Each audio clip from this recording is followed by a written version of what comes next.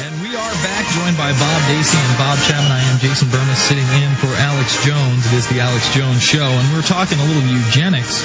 And again, in the health care bill, they're saying that federally they will fund, state teams to conduct interventions in private homes. And here's just a little subsection. The program authorizing home interventions to promote immunization falls under Subtitle C, creating healthier communities. So again, they're going to try to pressure you through your neighbors. This subtitle directs the Secretary of Health and Human Services to establish a demonstration program to award grants to states to improve the provision of recommended immunizations for children, adolescents, and adults through the use of evidence-based, population-based interventions for quote-unquote high-risk populations. Mr. Chapman, what does that sound like to you? It sounds like you got a police state, and they're going to tell you what to do whether you like it or not. Exactly, and with all this hype surrounding the swine flu and Obama's science czar openly writing about this stuff, how do you feel about it, Mr. Dacy? Well, I think it's really neat. I mean, this John Holdren guy wrote this book, back in the early 70s, and it perfectly dovetails with what we're talking about here. He says on page 786 through 787, the development of a long-term sterilizing capsule that could be implanted under the skin and removed when pregnancy is desired opens additional possibilities for coercive fertility control. The capsule could be implanted at puberty and might be removable with official permission for a limited number of births. Well, right there. It's all perfect. Well, let's go back to that term, coercive fertility control. See, in this memo that they had to put out yesterday, as this stuff is starting to surface, they're saying that Obama's science czar does not support coercive population control. What is that? I'm confused. Yeah, it sounds like semantics to me. Coercive fertility control, but not coercive population. Oh, I get it. I think that they're synonyms, aren't they? I don't get it. I don't get it. Well, it's the manipulation of the language, and these guys are masters of manipulating the language, and they do so on so many levels, Mr. Chapman. They certainly do.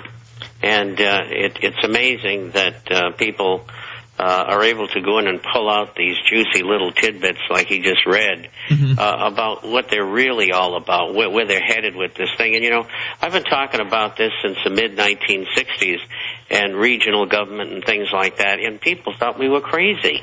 And, here it is now. It's happening, and it's absolutely downright frightening. I absolutely agree. I kind of want to jump topics here and get into the economy. I got a couple stories in front of me. U.S. video game sales post largest decline since 2000. One of the only really unbeatable industries, the ones that you've seen grow and grow and grow despite economic times, have been these big blockbuster video games that are now grossing more than major motion pictures. And now, since the first time since 2000, almost a decade ago, they're seeing their largest decline. Can't be good news for this economy. Even GE is saying that their revenue's down, and we're talking about one of the biggest media, military, industrial complex companies out there in the world. Well, that's correct. And we are in depression. We started this past February, and it's an inflationary environment, and that inflationary environment will get worse over the next couple of years. And then we'll go into a deflationary environment. I think what's interesting here is that this is the epitome of Keynesianism, which is a school of economics.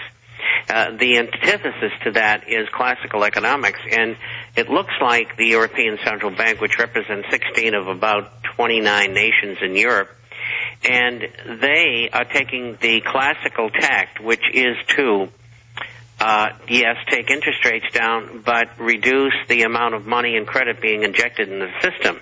And just to show you the difference, the interest rates are all down. But on the other hand, the money supply in the United States and the United Kingdom and many other nations is up about 18%. And in the Eurozone, it's only up 3.7%. And that's down from a plus 12.8 about a year and a half ago. So they are taking the other tact in Europe. Well, what do you think is going to happen in the next few months in light of the last G8 summit, in light of this BRIC conference, in light of Russia's Medvedev getting out there and showing people the prototype, and a minted prototype, might I add, for a global currency coin. Well, it's something that it was bound to come. And I think what they're really looking for here is an international trading unit at first.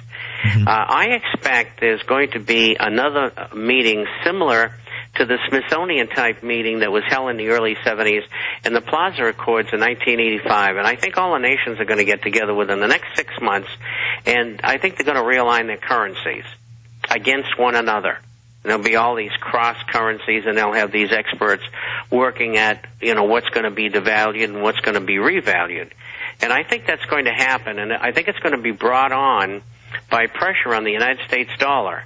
The USDX is down from 89.5. It's trading around 79.5, and I expect it to test 71.18. And if it does that between now and the end of October, we're going to have pressure on the dollar like we had about a year and a third ago when other nations didn't want to accept the dollar, especially in trade and for people who were on vacation and things like that. If you remember, there were stories back then about that. And I think that's going to happen again, and I think it could cause a short bank holiday in the United States. Well, that would be something we haven't seen in so long, and it does seem to be going that way with, Brazil, Russia, India, and China openly saying that they want a separate world reserve currency. Mr. Dacy? I don't want a separate world reserve currency. I would like to have our currency be strong so that they stop printing it like it's going out of style every 5 seconds and blowing away the value of it all the time. Of course, they've been doing it since, 1913? Mm-hmm. These people don't even know what classical economics is. I'm not an economics advisor. I don't really know that much about all that stuff, but I do know this. I was up in a conference back in 2006 up in Waco. It was the follow-up conference to that NAFTA thing that they had in March, where Bush was up there and they were doing the superhighway. And was that the CAFTA project or SPP? The Free Trade Area of the Americas. Okay. I was up there for the New American, and I was talking to these business people from Baylor University and these economics professors and the top guys at a little get-together that we had, and I brought up, the economic policies of von Mises. Is that how you pronounce his name? Mm-hmm. And they looked at me like I was crazy. They didn't know who he was. I mean, literally, they didn't know who he was. They didn't know what that was. It's the head of the economics department at Baylor University. Didn't know who the guy was. Mm-hmm. They don't understand it.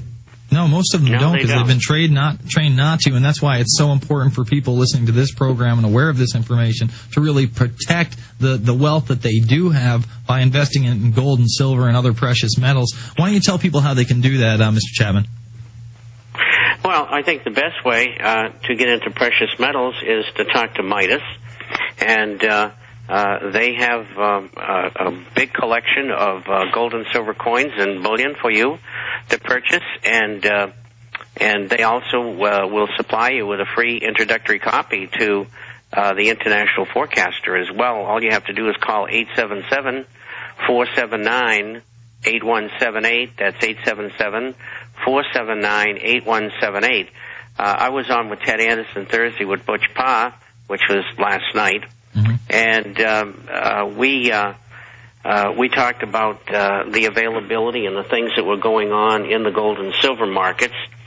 And there was one more thing I was going to bring to fore in the conversation regarding the descent of the dollar. Mm-hmm. And that is, I have been told by extraordinarily reliable sources, actually a half dozen of them, that, and I released this information 2 months ago and nobody else did, and the U.S. embassies have been getting U.S. dollars, which they are supposed to turn into local currencies.